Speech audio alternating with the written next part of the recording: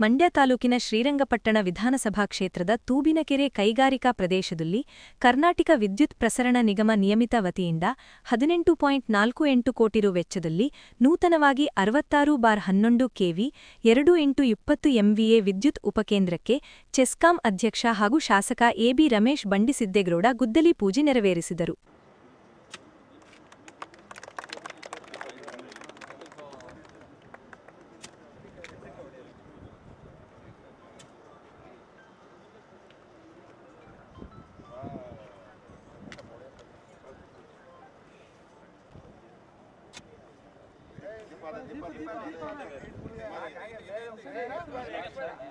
ನಂತರ ಮಾತನಾಡಿದ ಅವರು, ಈ ಯೋಜನೆಯಿಂದ ಹಾಲಿ ಇರುವ 220/66/11 ಕೆವಿ ತೂಬಿನಕೆರೆ ಮತ್ತು 66/11 ಕೆವಿ ಮಂಡ್ಯ ವಿದ್ಯುತ್ ಕೇಂದ್ರದ ಮೇಲಿನ ಹೊರೆಯು ಕಡಿಮೆಯಾಗುತ್ತದೆ ಹಾಗೂ ಕೃಷಿ ಪಂಪ್ಸೆಟ್ಗಳಿಗೆ ವಿದ್ಯುತ್ ಸರಬರಾಜು ನೀಡಲು ಅನುಕೂಲವಾಗಲಿದೆ ಎಂದು ಹೇಳಿದರು. 66/11 ಕೆವಿ ವಿದ್ಯುತ್ ಉಪಕೇಂದ್ರ ಪ್ರಾರಂಭಿಸುವುದರಿಂದ ಈ ಭಾಗದಲ್ಲಿ ಬರುವ ಸುಂಡಹಳ್ಳಿ, ಹುಲಿಕೆರೆಕೊಪ್ಪಲು, ಕಾಳೇನಹಳ್ಳಿ, ತೂಬಿನಕೆರೆ, ರಾಗಿಮುದನಹಳ್ಳಿ, ಕೊಡಿಯಾಲ, ಪೀಹಳ್ಳಿ, ನೊದೆಕೊಪ್ಪಲು, ಎಲೆಚಾಕನಹಳ್ಳಿ, ಎಲಿಯೂರು, ಯರಹಳ್ಳಿ ಸೇರಿದಂತೆ ಸುತ್ತಮುತ್ತಲಿನ ಗ್ರಾಮಗಳಿಗೆ ರೈತಾಪಿ ಜನರ ಕೃಷಿ ಪಂಪ್ಸೆಟ್ಗಳಿಗೆ ಕುಡಿಯುವ ನೀರಿನ ಯೋಜನೆಗಳಿಗೆ ಗುಣಮಟ್ಟದ ವಿದ್ಯುತ್ ಪೂರೈಕೆಗೆ ಅನುಕೂಲವಾಗಲಿದೆ. ರೈತರು ಇದನ್ನು ಉಪಯೋಗಿಸಿಕೊಳ್ಳಬೇಕು ಎಂದು ಹೇಳಿದರು. ಸಣ್ಣಪುಟ್ಟ ಸಮಸ್ಯೆ ಇದ್ದರೆ ಸಮಸ್ಯೆಯನ್ನು ಬಗೆಹರಿಸಿಕೊಂಡು ಕೆಲಸ ಮಾಡುತ್ತೇವೆ.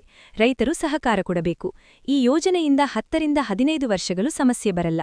ಹೈ ವೋಲ್ಟೇಜ್ನಲ್ಲಿ ವೋಲ್ಟೇಜ್ ಅನ್ನು ಸಮರ್ಪಕವಾಗಿ ನಿಯಂತ್ರಿಸಿಕೊಂಡು ಮುಂದಿನ 6-8 ತಿಂಗಳಲ್ಲಿ ಕೆಲಸವನ್ನು ಮುಗಿಸಿ ಸಮರ್ಪಕವಾಗಿ ವಿದ್ಯುತ್ ಪೂರೈಸಲಾಗುವುದು ಎಂದು ಹೇಳಿದರು. ತೂಬಿನಕೆರೆ ಏನೋ 220 ಕೆವಿ ಸ್ಟೇಷನ್ ಇತ್ತು. ಇಲ್ಲಿ 66/11 ಕೆವಿ ಸ್ಟೇಷನ್ಸ್ ಉಪಕೇಂದ್ರ ಇರಲಿಲ್ಲ. ಅದನ್ನು ಇವತ್ತು ಮಾಡಲಿಕ್ಕೆ ಚಾಲನೆ ಕೊಟ್ಟಿದ್ದೀವಿ. ಇದರಿಂದ ಈ ಭಾಗದಲ್ಲಿರ್ತಕ್ಕಂಥ ನಮ್ಮ ಸುಂಡಹಳ್ಳಿ, ಹುಲಿಕೆರೆಕೊಪ್ಪಲು, ಕೊಡೆಯಾಲ, ಪೀಹಳ್ಳಿ, ಹುಣಸನಹಳ್ಳಿ, ತೂಬಿನಕೆರೆ, ರಾಗಿಮುದನಹಳ್ಳಿ, ಎಲೆಚಾಕನಹಳ್ಳಿ, ನೊದೆಕೊಪ್ಪಲು, ಎಲಿಯೂರು, ಯರಹಳ್ಳಿ ಈ ಭಾಗದ ರೈತರಿಗೆ ಏನಿದ್ದಾರೆ ಅವ್ರಿಗೆ ನಿರಂತರವಾಗಿ ಅನ್ಇಂಟ್ರಪ್ಷನ್ಸ್ ವಿದ್ಯುತ್ತನ್ನು ಕೊಡ್ಬೋದು. ಜೊತೆಗೆ ಸಮರ್ಪಕವಾಗಿ ವಿದ್ಯುತ್ತನ್ನು ಕೊಡ್ಬೋದು. ಯಾವುದೇ ವೋಲ್ಟೇಜ್ ಫಾಲ್ಟ್ಸ್ ಬರೋದಿಲ್ಲ, ಯಾವುದೇ ತೊಂದರೆ ಇಲ್ಲದಂಗೆ.